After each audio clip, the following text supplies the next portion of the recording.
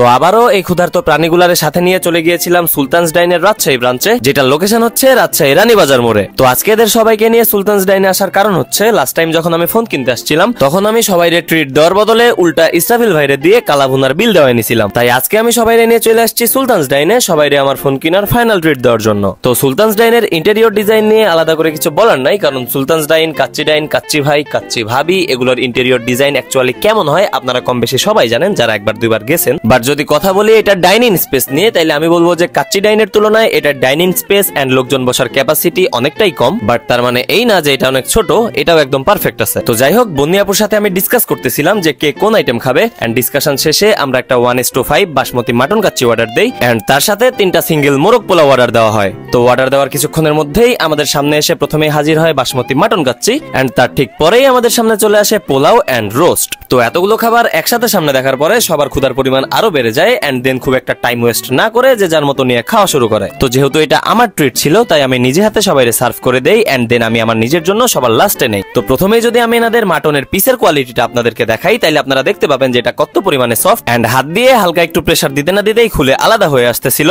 And then এটার প্রথম byte মুখে দিতে না দিতেই সেই চেনা পরিচিত পিওর এন্ড অথেন্টিক কাচ্চির স্বাদটা পাই, যেটা বরাবরই এনাদের থেকে সবাই পেয়ে থাকে। Kacchi Bhai, Sultan's dine, Kacchi dine and এরকম আরো যতগুলো আউটলেট আছে কাচ্চির বাংলাদেশে, এর মধ্যে মোটামুটি সবগুলোরই কাচ্চির কোয়ালিটি যথেষ্ট পরিমাণে উন্নত, এন্ড উন্নত হওয়ার পেছনে সবচেয়ে বড় কারণ হচ্ছে প্রপার রান্না এন্ড প্রপার মশলা, এন্ড এই দুইটা জিনিসের কনসিস্টেন্সি বজায় থাকার কারণেই এনাদের কাচ্চির কোয়ালিটি এন্ড টেস্ট এত ভালো। যদিও কিছুদিন আগে কাচ্চি ভাইয়ের কোন জানি একটা আউটলেটে ভোক্তা অধিদপ্তর থেকে অভিযান চালানোর পরে এটা জানা যায় যে তারা খাবারের মধ্যে রং ইউজ করে, মানে ফুড গ্রেড কালার আর কি। আর আমার জানা মতে কম বেশি সবগুলো কাচ্চির আউটলেটে ফুড গ্রেড কালার ইউজ করা হয়। এখন সেটা আমাদের শরীরের জন্য কতটুকু স্বাস্থ্যকর সেটা আল্লাহ ভালো জানে। তো যাই হোক, আজকের মতো এই পর্যন্তই, দেখা হচ্ছে নতুন কোনো ভিডিওতে। ততক্ষণ পর্যন্ত স্টে টিউন, স্টে সেফ, আল্লাহ হাফেজ।